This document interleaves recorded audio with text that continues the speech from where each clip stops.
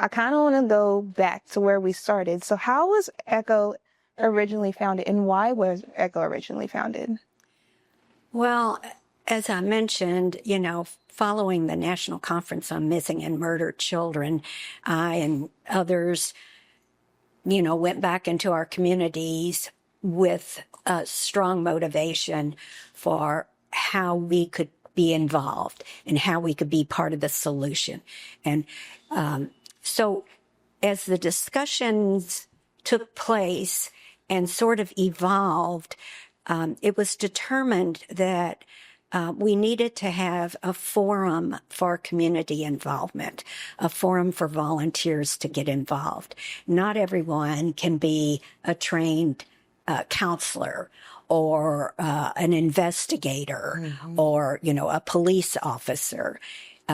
So those people obviously have very important and direct roles when there's a missing and murdered child situation or exploited child situation.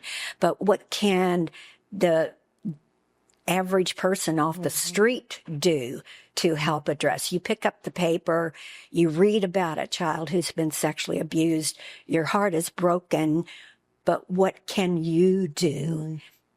And so it was believed that there is a lot volunteers can do, but you have to organize, you have to have systems in place, you have to have programs in place.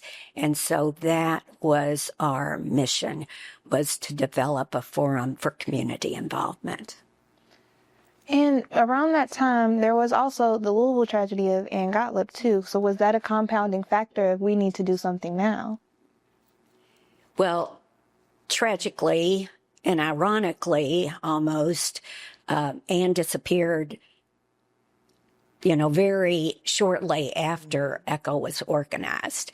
And to this day, the proximity of those two things happening so close together haunts me. But Anne disappeared on June 1st, 1983, and we were a brand new fledgling organization, but we did and have continued to over 42 years now. We have continued to stay in touch with the Gotlib family, to support the Gotlib family. Early on, we were very active and very involved in helping to distribute flyers, not just locally, but across the nation, staying in touch with the Gotlib family. There was a tree that was planted in her memory a few years after her disappearance. And on the 25th anniversary of Anne's disappearance, ECHO helped to organize a press release and a press conference, and they placed a bronze plaque at the side of the tree. And so we have tried to be very supportive of the Gotlib family. Sadly and tragically, Anne has never been found. The families have never truly had answers to what happened to Anne Gotlib.